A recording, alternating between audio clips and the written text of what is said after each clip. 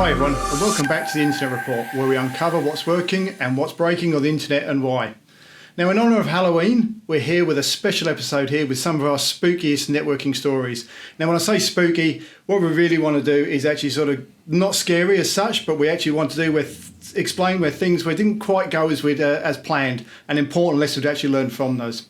So pull up a chair and a big bowl of your favourite Halloween candy and hear what happened and discuss helpful takeaways. I'm Mike Hicks, Principal Solutions Analyst and host of the Internet Report's Pulse Update series, and I'm joined by my good friend and colleague Kamal Shankar, Principal Internet Analyst here at ThousandEyes. How are you, Kamal? All good, my friend. Thanks for having me back at the podcast. It's awesome to be here. I always have a thrill talking to you. That's always good. That's good. Now, before we start, Kamal, are you a trick or a treat person? That's what I've got to ask. Treat, always treats, my friend. Always a treat. I thought that. I actually had that about you. So I actually got you some here. So I'll just sort of send those across to you so you've actually got those coming. Yeah, I'm going to get them in like 2 months' time or something like that, given the distance between us. Bear in mind, I'm in the future, so you'll get them before they've even left. So that's the way to go. And so with that, let's dive into the stories. We're going to include chapter links in the description box below so you can skip ahead to the sections that are most interesting to you. And as always, we'd love you to hit like and subscribe, and always feel free to email us at internetreport@thousandeyes.com. We always welcome your feedback and questions.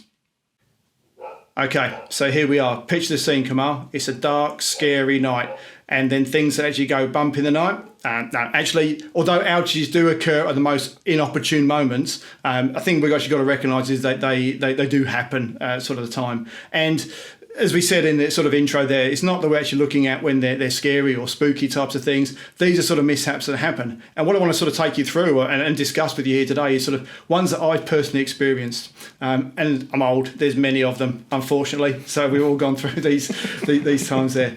So the first one I want to talk about really is this. Let me give you a bit of a background to this. So this was for a multinational company. They had deployments all over the world, but they also had deployments that were sort of out in the ocean. Right? So this was an oil platform we're actually sort of looking at from there. So you can imagine that's connected into there. Now, there's a very critical application they're actually running, and this was to sort of check the manifest for the helicopter.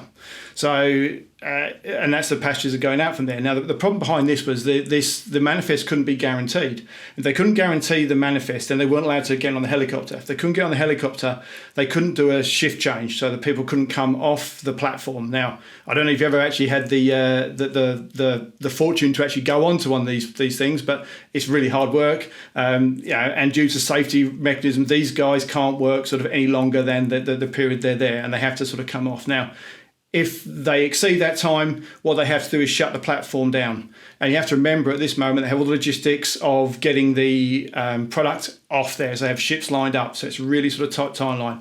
So you can imagine what happens if we can't guarantee, we can't change crews on here. Now, this has been going on for many months by the time that I was actually involved in this situation. And what it turned out to be, and we actually identified it pretty quickly, but when we went in there, what they were doing, they were running an interior gateway routing protocol. So they were running an IGRP within this environment for their network. So it was a private network out from there. So remember, we're talking on a platform, so we're connected by a satellite connection out from there. Now, what was then happening in sort of very raw terms was they had because this was a satellite connection, it was kind of a little bit flaky. And they'd included that connected network to this stub network into this dynamic routing table from there. They then had a mismatch of hello timers and hold down timers. So what was happening was this system was sort of disappearing sporadically. So it was having these brownouts. So we actually couldn't connect to it, but even though everything looked up, you could get to the router, everything actually looked up around these times. So why we were able to quickly identify this after sort of months of going was because we actually look at this holistically. We're able to sort of take a step back and say, okay, what's the, we talked about, you and I've talked this many times, I'm a man of patterns. What's happening from here? If I look at the times that are going on here, what I saw was this repeated pattern of 90 seconds. So it was coming down here and it was actually unavailable for that time, which straight away to me, I'm going, okay, that is some sort of routing protocol. It's a hold down timer because of the uniformity of it. It was a light there. But then I was able to sort of bring that back into context. So we say, okay, when this is occurring, what's going on from here? And then what's happening was actually, why are we getting this situation? Because this is a stub network. There's no need for it dynamically allocated. But the fact it was included in their connected interface, and when you had discrepancies with the satellite connection, it was sort of dropping out, and therefore there was going to this hold down time, which trying to recalculate the routes. So things weren't going to a black hole, they were going to sort of this brown hole. But by taking a step back and actually looking at the outage pattern with understanding the configuration, we were able to sort of quickly identify what was going on. It took a little while for me to convince them this was what's happening, because every time they took a step back, they were looking in isolation. They looked at the router config, looks good. Look at this router config, looks good. As I said, it was happening sporadically because you had this outside condition of the satellite conditions, which were coming in and out, on top of this configuration. So it's just bringing things together. So for how long did the issue last, this particular event? Yeah, it's a really good question. It had been going on for 3 months. So it wasn't all the time. It was just really, and again, you're fully aware of this, there's different weather conditions can impact the satellites and sort of their connectivity. So it was almost seasonal. So, and because it was intermittent, they weren't aware if it was happening. So it actually, if I was looking at total time, it'd been going sort of for 3 months before we got involved to actually sort of look at it. And very simply, what we're able to do, as I said, is just visualize the path and then take, well, what's other conditions happening at the same time? And that's actually quite fascinating. The thing is, like, if you look at the issue just from the routing protocol perspective, in that particular case, IGRP, and you look at the hold on timers, and you check all the timers, K values and stuff like that if they are configured.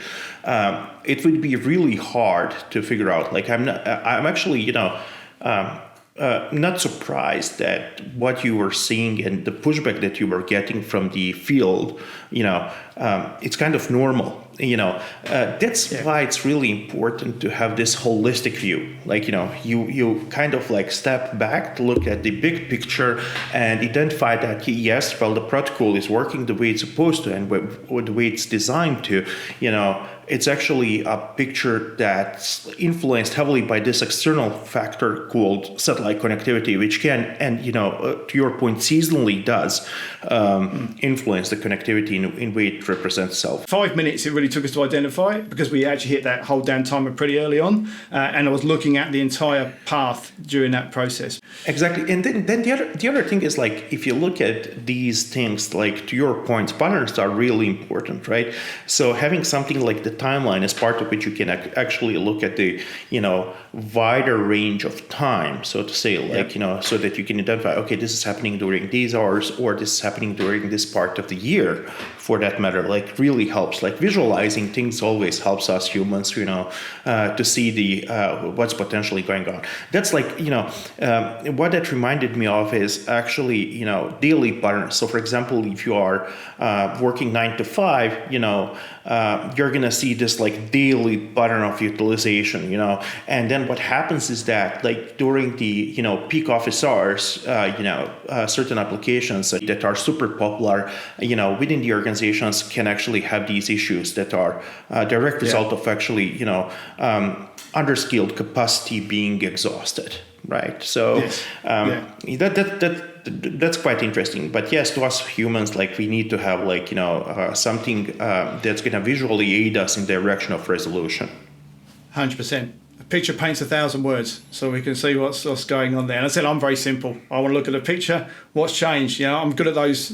Spot the difference. What's happened here? Is newspapers upside down? So if I can quickly visualize this is what it's supposed to look like compared to here. And actually that brings another good point up, is that, going back to me being very simple, is that if I look at those, why we're able to identify that so quickly was because it follows protocols, right? These are all protocols underneath there. Now, if we start to overlay those protocols on top, all I need to understand is, how's that protocol tend to operate? It's not operating, therefore this is where the problem is. But again, as you said, that holistic perspective, so I bring them all together, and that's where I can see where the gaps are. That yes, you will sometimes get issues within the protocol where it's not behaving like it should do, but 99.9%, 5 nines of the time, the protocol's gonna follow the rules. So all I need to understand is that where are those rules conflicting? between when I'm putting those protocols together. Exactly. That's a really good one. Do you want to hear my story? Absolutely, mate. Yeah, tell me. Yeah. So over my career, I had the opportunity to work for some of the really large networks, multi-scalers, in fact, and multi-scalers have like their own set of problems. But this one is actually not that far off from what field might be seeing. Especially network engineers like that are in the trenches on a daily basis, regardless of the size of the company. So we got once notification that certain vendor had a pretty big security-related issue, as part of which we needed to upgrade our complete fleet, right? So the team was scrambled. People started working like in a follow-the-sun model. But obviously there were processes. Like you just don't introduce the code base that was not tested before. So what we did is, we took the code that vendor provided, we put it in the lab, we run the typical protocol setups, like, we had like, at the time it was like BGP, it was ISIS and other like ISIS was used to advertise the loopbacks, and then we were using yeah, and then we were like we were using these loopbacks to establish BGP sessions between the rest of the infrastructure. It was fairly normal setup, nothing too fancy, right? And the code base itself showed up really well, right? Like the fix was for the security-related issues included in the release, and there was no risk of us actually having this rolled out in the production. So we rolled it out. For the multi-scalers, this is where the interesting and challenging things come into play. Like they had thousands of devices that needed to get upgraded, right? So as you can imagine, first of all, like back then the automation was still going quite slowly. I think there was inherent mistrust in letting the some Python script upgrade your router, right? So people were like very cautious when it comes to that. So a lot of this work was done by people. And people were following the method of procedure and MOPS.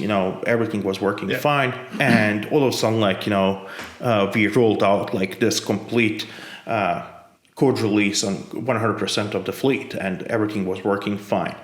Until we realized that, there's a memory leak in the code base. Like we look at the memory pattern like maybe 1 month in after the release, right? We were actually quite happy with how it went. We were happy on all the work that went in. Like there were no significant issues as such. Nothing broke. And like changing stuff in production there's always risk. So we were fairly happy with how that went until we checked the SNMP graphs for memory utilization, and it was literally the staircase effect, as part of which you can see the memory going up. And then it was a scramble all over again to actually work with the vendor. Vendor did not know what's happening, so they needed to investigate, which took some of the time. The time that it takes for them to investigate what's happening and why is it going on is the time that we are losing on the memory, because we need to upgrade this, right? Because if you stay it out of memory, all sorts of bad things are going to happen. So first of all, restarts can happen, right? So that's like really one of the things. But that's a clean state issue, right? If the memory goes out, your control plane stays out of the memory, which means that the protocols themselves don't work the way they are supposed to, which means that all of a sudden like timers goes off and on, demons start behaving in a unpredictable way and stuff like that. Like we worked intensively with the vendor. We got the new code base and we rolled it out again, but where's the spooky story in this one? Yes, it wasn't as spooky as, there's a clear outage. But the spooky thing here comes from the fact that we probably spent thousands of engineering hours, right, on the complete effort. First to, patch the security-related issue, then the second attempt to actually resolve the issue with the memory leak itself. It's what it is. I mean, these things happen. But overall, like, I think, like, what tells us is that it's really important to, first of all, test stuff. And in this particular case, even though we tested it in lab, right, we could not find it because you need to take in consideration the fact that, lab is never going to be as utilized as production environment, especially in these large enterprise and mass killers, right? The thing is, like, their routing tables are going to have much bigger number of prefixes. Number of LSAs are going to be significantly larger. Then you're going to have, like, differences in between devices themselves, right? Like, so some devices are like newer generation as a result of which are faster. Some of their are older devices as part of which they're going to have problem processing the routing table at the same speeds and stuff like that.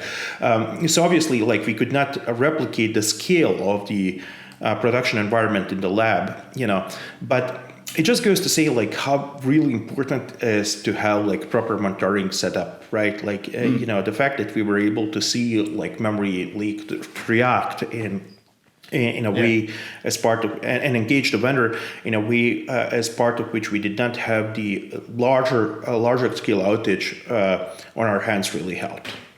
Yeah, absolutely. So there's a couple of things there, isn't there? There's first of all, you should have just got a bucket, mate, and just put it under the rack to catch that memory leak. That's the first one. And then the second one is, if you'd have listened to the music going on in the background, you'd have known that's a spooky story. Don't go to that cabin. You know what's happening. But it is. It's a slow burn you got there. Like you said, there's no way that you could have actually predicted what was going to happen because it's a low. But you're right. Those patterns, you'd have seen that go retrospectively. But again, if I've got my monitoring there, I can see what's happening. And exactly what you said. Once we've got that, we know what action to take. We know what process to kick in there. But the other interesting thing I thought there was, you sort of point back to this allude to this fact then that the protocol, once we got these adverse conditions, these abnormal conditions, I should say, these abnormal conditions, we start to. That was me coming back to Mel Brooks's Young Frankenstein there for you. There's just a little chuck in another Halloween theme for Mr. Abnormal. But once you have those abnormal conditions, what you start to consider is those protocols break. That's what I was saying before. When those protocols breaks, we know the rules that are happening. We can do there. But as you said, in that situation, the impact could be quite disastrous because you start to get ungraceful closures, you get systems restarting, as you said, and it becomes really, really messy. You know what? Like this, there are different categories of potentially related issues with the networking related stuff. So, for example, what we just spoke about is like, yes, the protocol design and overall holistic picture from your scenario. In my scenario, it was just like issue that could have arisen from the upgrades itself, right? But there are also different types of issues, such as like configuration related issues, as part of which you are trying to achieve something only to realize that you had a configuration related error. That you did maybe a few years ago or something like that. Or the scary, there are some scary ones, like when you architect something, solving for some problem only to introduce other problems. Those are the challenging ones. But there's a different categories of the problems that 100%. You can face when dealing with it. Those slow burn ones are really scary. Those are the ones where they build the tension, and then it suddenly comes down. Those are the ones that slap you in the face sometime on a Tuesday afternoon when you sort of just about to go home. Exactly.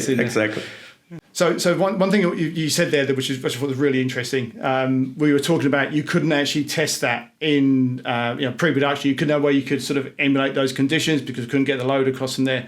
It's actually a great segue into my next story. So this is kind of a bit of amalgamation of two stories because I've sort of seen this twice. You just thought I've learned the lesson the first time, but fool me once, fool me twice. But there you go.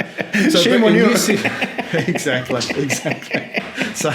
So what happened in this situation was this was a massive rollout of an application, but it had been built up by one division within this organization. They actually gone ahead from there. And the thing about the criticality of this was it was being run across, this was again multinational, lots of places around the world where this is going to be rolled out. But this was almost a digitization of a fundamental process for this organization. Right? This was something everybody had to use. This was something that would directly impact productivity, which should directly impact the business bottom line. So they built this thing, and it was a lights on, lights off rollout. The first thing that happened is that no one could use it, became unusable. So it actually went down. So after, on the next day when it was actually up and going, even though the FAQs, the training had been in place, they actually had to roll this back out. And then we were sort of called in to actually have a look at what was going on. And what they hadn't done, or what they'd done, they'd actually baselined this in a almost within an incubator. So it baselined against local servers, or they were cloud servers, but it was local to where they were. It was just one user hitting it up, one from there. And that's fine, again, test that functionality. But these users distributed across the world. They were coming across internet connections. They were coming across different characteristics. Some were connected by satellite links. Some of these locations were so remote they could only be got at by a geostationary satellite. So there was microwaves across some, which were in one case were set too low, so the tidal basin was dragging it down. Again, environmental conditions saw across in there. But the point is, this wasn't tested or validated in any other conditions except pristine vacuum conditions. So the minute it went out from there, and this was quite catastrophic, so it rolled back. So when they actually went through this another process again, what they started then to do is say, okay, which is where we got involved, or where I got involved, and they said, can we baseline this? Let's baseline this. We wanted to baseline it. So again, I don't need to load this system up. I can just baseline this from distributed points around the world, basically where their locations are going to be. And that gives me an indicative perspective. I'm looking at transactions. So I can say, okay, I want to log on and load the page, right? This is what the users are going to be doing. And then I can actually set criteria. So there's a couple of things that came from this. One, we identified some real black spots within their network where we're able to go in and actually isolate those and fix those, or mine in some cases changing ISPs or changing relationships they had from there. Others, it was actually picking different transmission type, sort of different ways to actually do that. Some instances, we actually sort of looked around, well, let's actually split the functionalities application and let's serve that locally out of a CDN or the equivalent of for those things there. So we're able to match the characteristics of the environment. But then the other thing that came out of it was that no matter what you did to this, you were never going to achieve the SLA they'd set in place, or the KPI they'd set in place for this, because there was just no other way to get to this particular location, and this was the best that could ever be done because of the way the application was written and everything on lock. But we were able to identify that, and then went back to the organization and said, okay, there's two things you can do here. One, you can readjust your SLA so that you match that, but that obviously going to have a direct impact to productivity on the users, because this new app's supposed to be better, supposed to be quicker, more efficient, and so on from there. The second thing you can do is you can try this, but here's the evidence. Go back to the manufacturer of the application and say, this is what's happening. We recommend you make this change to it. But half your luck, give it a go. Which would delay application rollout by who knows how long. Yeah, correct. But they actually they did go back to the vendor. So actually, the first thing they did is exactly what you said, absolutely right. So let's get it up, let's get it going. So they actually just said, this is the expectation for this particular part of the world. This is what you're going to get, and we'll adjust our productivity expectations accordingly. But simultaneously to that, they then went to the manufacturer and said that this is what we're seeing, and here's the empirical evidence to say what we're seeing across here. Anything you can do about it? And they went, yep. And literally, they just changed the cache value. So they actually just changed rather than a timeout to there. So it was always then served locally. And that dropped it by 5 seconds to a particular location. All of a sudden, everybody came into the same performance stuff there. So I said, so lessons That's learned there. Pretty nice fix, yeah. Lessons learned were just testing pre-prod. and we don't need a full operating system, but let's test ahead of time so that when we roll out, we're not going to have a problem. Yeah. So actually, that reminds me of that age-old joke about the software developer saying like, "Oh, it works on my computer," right? Yeah. And the thing is, like, if you test it in isolation, right? If you test it in isolation on the infrastructure that you built, like in the pristine and vacuum conditions, of course it's going to work, right? The performance in real world is significantly different, right? To your point, like the customers are coming from the various angles of the world where the connectivity is not working, as optimally as potentially from your, place or from the, setup that you were testing it from. To your point, like, tests more broadly, include other, this is also why it's really important to actually have, people from diverse backgrounds in your teams, right? If it was more broad group of people, who could have said like, let's test it out from this scenario or that scenario, this wouldn't have happened in the first place. That's why having 100%. The diverse set of backgrounds really helps always.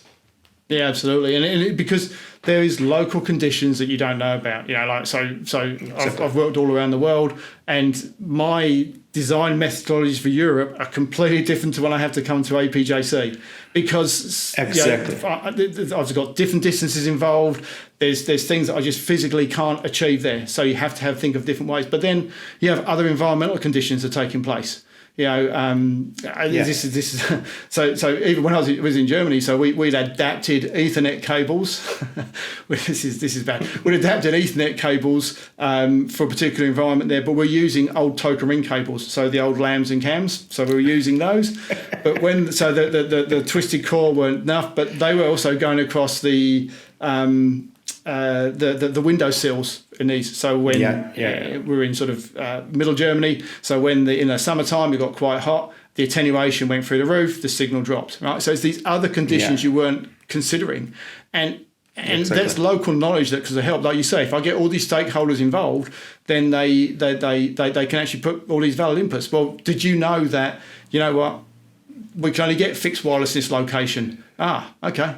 Let's actually. And that's the other thing. Like, there's a lot in our industry. There's a lot of tribal knowledge, right? Yes. There's like things that you are just supposed to know, and then generation changes, right? And all of a sudden, like new generation does not have that insight from the previous generations, and you're like, okay, like, and then we kind of tend to repeat certain mistakes, all over again. I'm not saying that this is a mistake, but like if you look at the architectural trends when it comes to,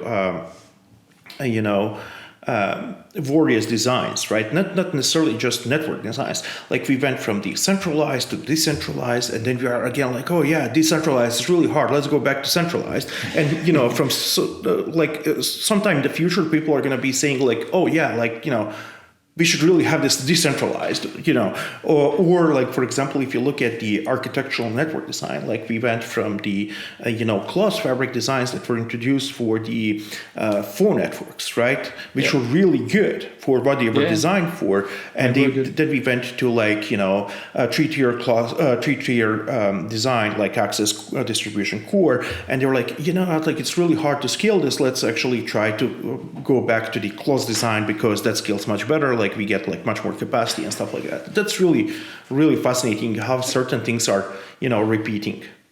It is, and they're repeating, but also I think we're at a stage now where all of a sudden is the user requirements are driving the technology. So we're having this state where again, I did a lot of work with ATM. We bonded ATM circuits because we just need to get the bandwidth up. I love the deterministic nature of having the cells all the same size. It was there, but it didn't always work as it needed to be. But today I've got this situation where I'm having to, like the whole cloud stuff we're getting coming up, and the way then that because we have these nebulous boundaries, as it were, these dynamic nebulous boundaries, the hybrid work around from there. I have no perimeter. I don't. It'd be hard to centralize. Because what do I centralize on these days? So the technology that I'm saying is now driving it. My requirement is that digital equity, I want the same access, same service. So now the technology has to catch up with my requirements, and it is there in place.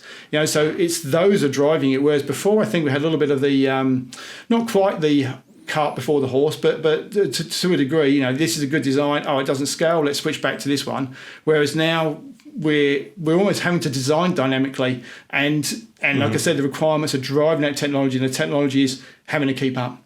So yeah, you're right. Like, a lot of these things are driven by the customer demands, and and that's going to be changing, and we're going to see, resurfacing of the things that we actually thought that were done, but maybe just wrapped in different paper, so to say. Exactly. So I have another story to tell you, Mike. Well, I have unfortunately plenty of them to tell you, so which is probably going beyond the scope of what we are trying to do here, which actually prompts me we should probably have another episode similar to this one. But the story that I wanted to tell you here is regarding the a company that I used to work for. It was like very famous enterprise application. I was a network engineer, and so we came there, and they were saying we are seeing degradation of the application, but fundamentally they did not know what was happening. So everyone was all hands on the deck. Everyone is trying to do. They are checking sessions, they are checking timers, they are checking whether everything's working fine, and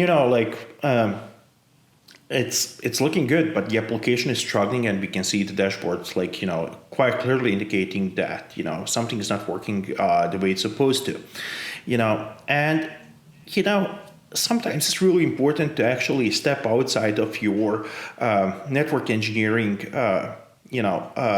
world and put the different hat on, right? In this particular case, actually, I took the approach of it's not obvious that it's a network related issue. So, what is this all about? So I actually went on the server itself and I captured TCP dump. They use Linux servers all around, typical enterprise grade application, running on Linux. And, I started going through the PCAP, and PCAP indicated a lot of broadcast. So I raised my hand and said, guys, I think we are dealing here with potentially pretty large broadcast storm, right? Yeah, now, obviously, one of the leading points to me getting onto the server itself is the fact that that data center where the issue was observed was a pretty large L2 network, layer 2 network, right? So I raised my hand, and I quite clearly remember saying, I think we might be dealing with a broadcast storm, and people were yes, you are seeing a lot of broadcast, but we don't have the baseline. And I'm that's a fair point, but this feels like a lot of broadcast, right? Yeah. And they were no, we don't have baseline. So there was kind of pushback on that one. And while they were actually investigating what's happening from the networking perspective, and as to my point earlier on, that was pretty much cleaned, right?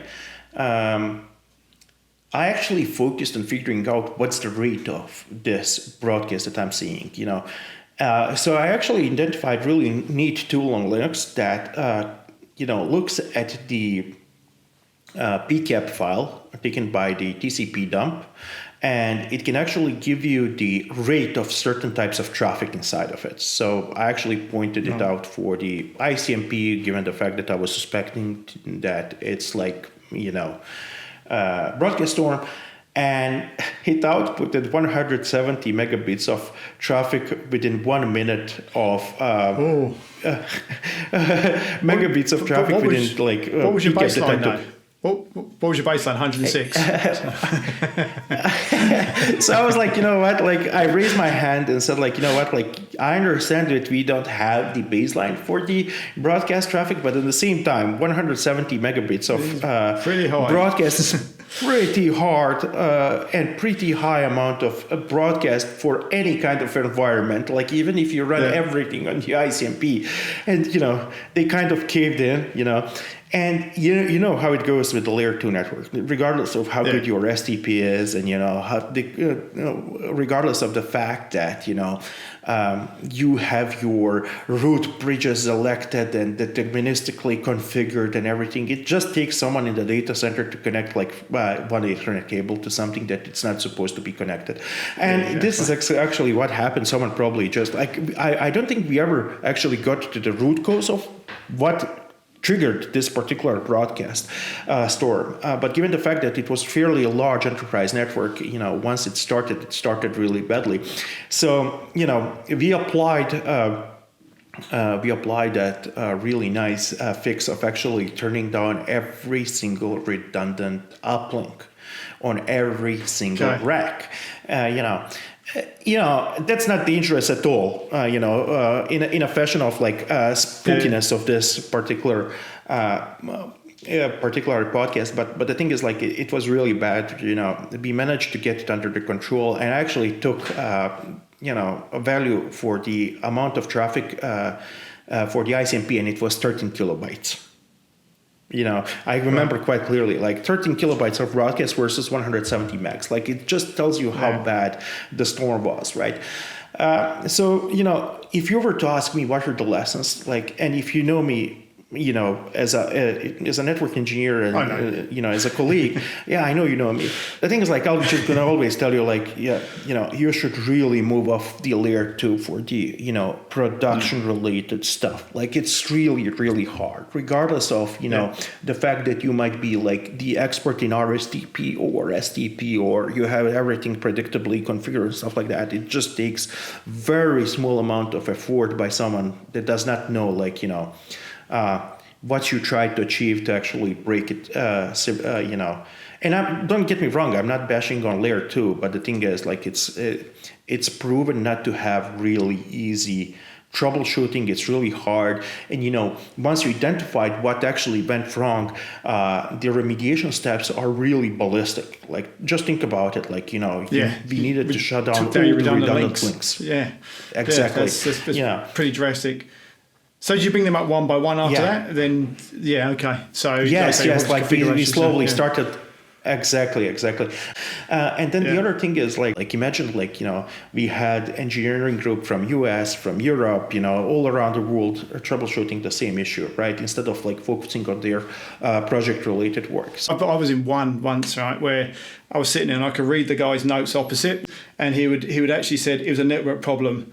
And it was like, well, how'd you work that out? He goes, because the power went out in the data center, therefore it took the router down, so the network was down. It's like, okay, I'm not buying that one. But the point is, if we're all looking at the same, if we're all coming from the same source of truth, if you're all looking at the same data, then we can all sort of work together, and that expedites. So you had to go through that process where you shut everything down. Although I will say, a well-operating spanning tree is a beautiful thing to behold when you actually see it sort of going in full flow there. But the reason that you had to go through these remediation steps was because, okay, let's strip it back and start again. Whereas if we're all looking, let's look at layer 3, let's come into there or something there. But if we're all doing it, if we're now looking at this from the same context, basically, or from the same perspective, then it just expedites that whole process.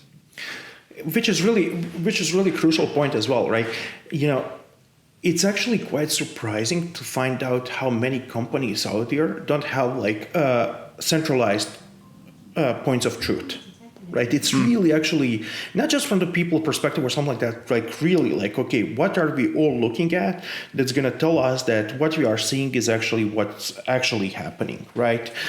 So, I'm just like, we are speaking about events, but it can be for the configuration. Like, what's your source of truth for the configuration files, right? So, for example, like, inevitably your router or switch is going to go like dead because, like, CPU is going to go down, memory is going to fail or something like that. So you're going to get your RMA. Like, where do you apply the configuration file from? Do you have a central repository, or it lives like somewhere on someone's desktop, right? Or something like that. It's actually quite surprising to see how many organizations don't have that figured out. right? Yeah, and there are absolutely. some beautiful solutions out there for exactly that. But yeah, like that, those are all quite interesting and challenging things that are, network engineers and network operations teams, SREs and NREs need to deal with on the daily basis. Absolutely. Exactly. And I think I'm probably, historically, I'm probably one of the guilty ones, mate. I was probably one of those sites you went to and I had all my configs written on scraps of paper. It's distributed around the place. So, but it was, to your point earlier, it's all held within one knowledge base. But then as we've got this situation now where we've had networks overlaid with networks, we've had different interdependencies, we have these complexity upon complexity because of necessity, and it's sort of driven that way there. That's impossible for one person to maintain or be able to go through. Or as we were talking about in the first story there, it was easy for me to look at that network because it wasn't very small, it wasn't very large, and to do that in the context to say, this is a path, I can look holistically across all these routing tables and see the hold down timer, okay, where's the problem at that point there? Mm-hmm. That'd be an impossible task to do now with sort of that many networks there. But the other thing I'll say about that, sorry, just before it goes, is that the source of truth also has to be in context. So I think, and this is my hypothesis, is that it's not for want of trying. We've been talking about bridging the silos, talking about silos from there, but they just don't simply have they don't have the capability to look at the data, so let's say the network data, in a context that they'd understand. So an application person, if we gave them a BGP routing table or we gave them a trace file or a packet dump, they're going, where do I start? I mean, I've done it. I've actually dumped a whole hex dump on someone's desk and go, it's on line 32, offset 30. There it is. Buys me time. So you are guilty as charged. Absolutely. The thing is, like, people need to move towards the solutions that are, solving the blame games, right? So you need to have the really quick and fast identification whether the issue is application related or network related, and then just engage the right people. That drives the MTTR, or mean time to resolution, really down, and that's ultimately what decision makers are gonna ask you about. Like why did it?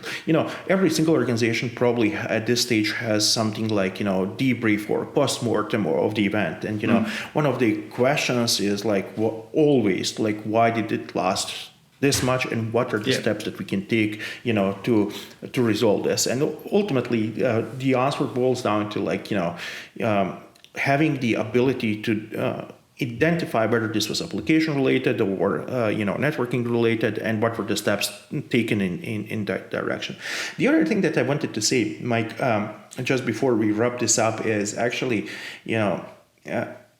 I'm actually quite glad to see that people are started heavily pushing towards the simplicity in their designs and architectures, and that's actually quite admirable, and that's quite good. What Da Vinci said, simplicity is ultimate sophistication, right? Who am I to go against Da Vinci, right? The guy identified it centuries ago. So the man who drew a helicopter. He's quite right. Yeah, absolutely. Absolutely. I'm very much an Occam's razor man, mate. The simplest solution or the simplest answer is probably the correct one. That's so, totally. I'm with you on that one. Keep it stupid simple. KISS method works every single time. Absolutely. Well, Kamal, I could actually talk to you all day, and I know we have in the past. We've sort of carried on and on. So I think what we'll do is we'll take this into another show. But absolute pleasure having you on, mate. Really, really enjoyed that. Thank you so much, Mike. It's absolute pleasure to be on this podcast as always. So please keep them coming. Thank you. Will do, mate. Will do. So that's our show.